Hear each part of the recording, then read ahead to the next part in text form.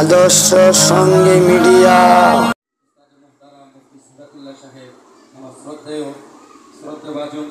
বড় ভাই মাওলানা জুনায়েদ সাইদ সাহেব ওনারা বলেছেন, আলহামদুলিল্লাহ ওনাদের পবিত্র জবান থেকে আমরা শুনেছি। আসলে নসিহা একটা দুইটা মানলেই আমাদের জন্য অনেকটা উপকার হয়ে যায়। কি বলেন আপনারা? সম্মানিত হাজিরিন, আমি আমার আলোচনায় প্রায় সময় জুলাইয়ের বিপ্লবের পর থেকে একটা কথা বলতেছি যে যখন ফেসিবাদ সরকার আমাদের মধ্যে ছিল, আমরা অনেকেই চিন্তা করতাম যে আল্লাহ তাআলা ফেরাউনকে ধ্বংস করেছেন, আল্লাহ তাআলা হামান, উতবা, সাইবা, আবু জাহেল এদেরকে ধ্বংস করেছেন। আমরা কোরআন হাদিসে শুধু পড়েছি, কখনো দেখি নাই। এই শেখ হাসিনাকে আল্লাহ তাআলা কিভাবে ধ্বংস করে এটা যদি একটু বাস্তবে চোখে দেখতে পারতাম, এই একটা আফসোস সবার চোখে ছিল, তাই না? সবার মনে ছিল। আল্লাহ তাআলা সহজে দেখিয়েছেন এবং এই ধরনের ফেসিবাদদেরকে সরানো যে আল্লাহ তাআলা নগণ্য জিনিস দিয়ে, সাধারণ ছাত্রদেরকে দিয়ে, ছোট ছোট বাচ্চাদেরকে দিয়ে, বড় ধরনের কোনো পালোয়ান, বড় ধরনের কোনো জাতীয় নেতৃবৃন্দদেরকে দিয়ে নয়, সাধারণ লোকদেরকে দিয়ে, যেমন মশা দিয়ে আল্লাহ তাআলা ধ্বংস করেছেন, সমুদ্রের পানি দিয়ে আল্লাহ ফেরাউনকে ধ্বংস করেছেন, শেখ হাসিনাকে ছোট ছোট বাচ্চাদেরকে দিয়ে, বালকদেরকে দিয়ে, কিশোরদেরকে দিয়ে আল্লাহ তাআলা দেশ থেকে বিতাড়িত করে আমাদের দেশকে শান্তির একটা আলো দেখিয়েছে, ঠিক না? ঠিক আমাদের মনের ভিতরে আরেকটা আশা আছে। আমরা চিন্তা করি খোলাফায়ে রাশিদিনের যুগে আবু বকর সিদ্দিকের ইতিহাস আমরা পড়ি, ওমর রাদিয়াল্লাহু তাআলা আনহুর ইতিহাস আমরা পড়ি, রাসূলুল্লাহর রাজনীতি আমরা পড়ি এবং মানার চেষ্টা করি। আমরা চিন্তা করি আবু বকর কিভাবে রাষ্ট্র পরিচালনা করতেন, হযরত ওমর কিভাবে রাষ্ট্র পরিচালনা করতেন, ওসমান কিভাবে রাষ্ট্র পরিচালনা করতেন, সেটা যদি একটু সচক্ষে দেখতে পারতাম। এই আফসোসটা আছে কি নাই?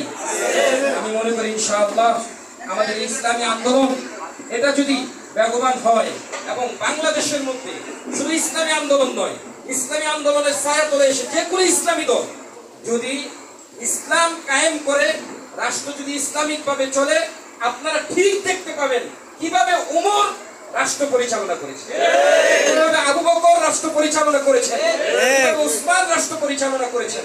তাই আমাদের একটু চেষ্টা এবং কষ্ট করতে হবে। আল্লাহ তাআলা বলেন, আম হাসিবতুম আন তাদখুলুল জান্নাতা ওয়া লাম্মা ইয়াতিকুম মাসাতহুমুল বাসা ওয়াদ-দাররা, যে আমাদের পূর্ববর্তী যারা ছিলেন তারা জান্নাত এমনি এমনিতেই কামাই করে নাই, কাউকে কষ্ট, ক্লেশ, বিভিন্ন জিনিস সহ্য করতে হয়েছে। এমনকি রাসূল এবং নবী রাসূলদের সাথে যারা ছিলেন তারা পর্যন্ত বলেছেন মাতা রাসূলুল্লাহ, এত কষ্ট হয়েছে, মাতা রাসূলুল্লাহ, আল্লাহ তাআলার সাহায্য সহযোগিতা কোথায়? আজকে আমি জুমায় আলোচনা করেছি, তারপর পুনরাবৃত্তি করতেছি। আমরা অনেকে বলি বাইতুল্লাহ, মসজিদুল আকসা ইহুদিরা আক্রমণ করতেছে, আল্লাহ তাআলার সাহায্য আসে না কেন? বাবরি মসজিদ ভেঙে ফেলা হয়েছে, আল্লাহ তাআলার সাহায্য আসে না কেন? আল্লাহ তাআলা বাইতুল্লাহকে হেফাজত করেছেন আবাবিল পাখি দ্বারা, সেই পাখি কি নাই? সে আল্লাহ তাআলা কি নাই? আল্লাহ তাআলার শক্তি কি শেষ হয়ে গিয়েছে নাকি? তাহলে এখন কেন সাহায্য আসে না?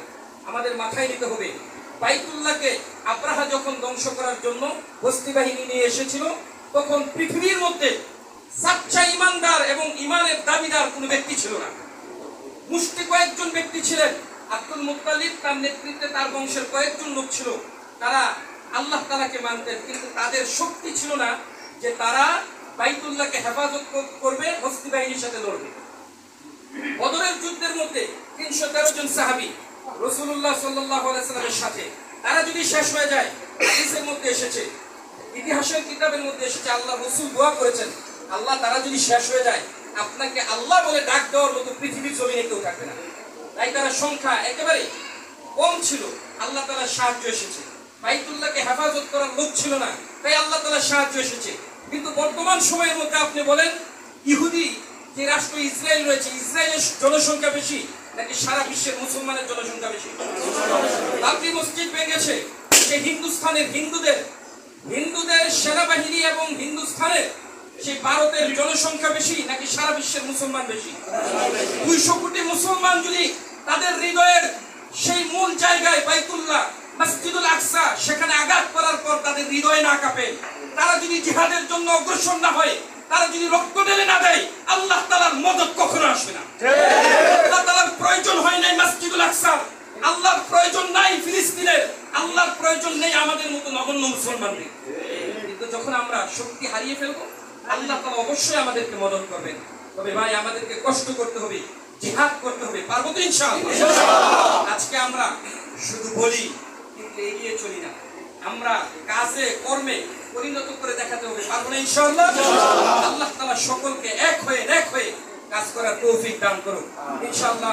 আমাদের এই 7 নং ওয়ার্ড জাতীয় উলামা আইম্মা মাশায়েখ যেই পরিষদ আছে, এটা সবসময় আপনাদের সাথে আছে ইনশাআল্লাহ। এটাকে আমরা আরো মজবুত করার জন্য, যেহেতু আমাদের উপরের পর্যায়ে যিনারা ছিলেন, দ্রুত আমরা কমিটিটা তৈরি করা হয়েছে, তাই সব আলেমদের সাথে পরামর্শ করা সম্ভব হয়নি।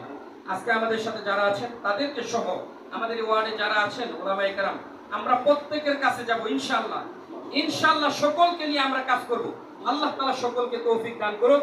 ইসলামী আন্দোলনকে আল্লাহ তাআলা বেগবান করুক। আল্লাহ তাআলা এই ইসলামী আন্দোলনের মাধ্যমে বাংলাদেশের মধ্যে শান্তি এবং ইসলাম প্রতিষ্ঠা করার তৌফিক দান করুক। ওয়া আখিরু দাওয়ানা আলহামদুলিল্লাহি রাব্বিল আলামিন।